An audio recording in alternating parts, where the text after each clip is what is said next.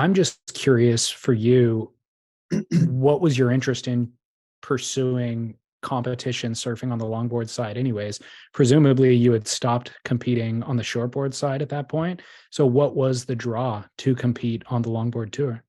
Um, Devin Howard actually called me up, and yeah, like you said, surfing's subjective. Even on a shortboard, you can see the judging shit show that's happening at the moment. It's pretty Yeah. funny to watch, but in longboarding, it's like ridiculous. There are so many ways to approach longboard surfing, and there's that really clear divide between what people refer to as high performance and what people refer to as like classic or traditional. I still don't know what the deal is there. It's kind of really difficult. I've just always been of the belief that we should celebrate and people should be rewarded for riding longboards in the way that they were made to be ridden, not trying to make or riding longboards in a way that attempts to reflect what shortboarders do. Uh, I don't know. It's a really conflicted, weird. Like, I'm really conflicted even talking about it because I still, after all these years, don't know how to articulate it properly. Yeah. Ridiculous, but why would you want to see a longboarder do a lesser version of the same thing a shortboarder's doing? Like, Sure. when is that ever going to work? And I think in the last 10 or 15 years of having no real support on a longboard tour, they've shown that that doesn't work. Do you still have a draw to, obviously you do, in 2022 you are the current world champ. But what is the draw to go and compete to showcase those skills? Or is there a draw?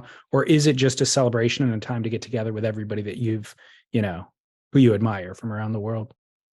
Yeah, I think there's been a lot of events over the years, like the 9 foot and single, like the duct tape, that have been that real celebration of getting together and hanging out with your peers and friends. There's a lot of like really amazing celebrations of longboarding that happen, but the WSL is definitely like about competing.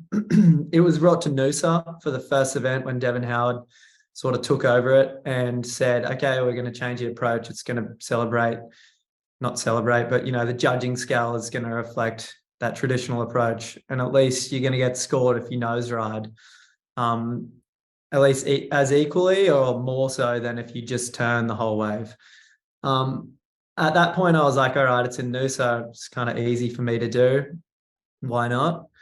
I made the semi-final, and Justin Quintal and I had like a really cool battle back and forth. We both got a couple of nines, and he won. And I was at that point, I was like, I think I surfed from the trials like a round of 64 or something and got to there.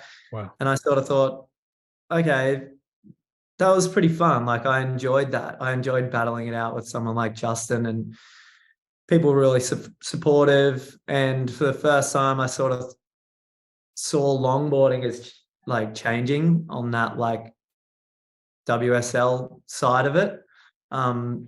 So I thought, okay, I might do this. I competed for the rest of the year. I didn't do that well in the other events, but Justin ended up winning the world title, and I was really like amped for him. And I sort of saw that then and was like, okay, fuck it. Now I want to win a world title. I think I'm just got a competitive nature and I enjoy competing for sure. And I've found that there was this legitimate sort of goal that I could reach for, that people like my parents or people like, my partner's work colleagues, a really simple thing that they could understand. And that would perhaps help my career as I progress through life.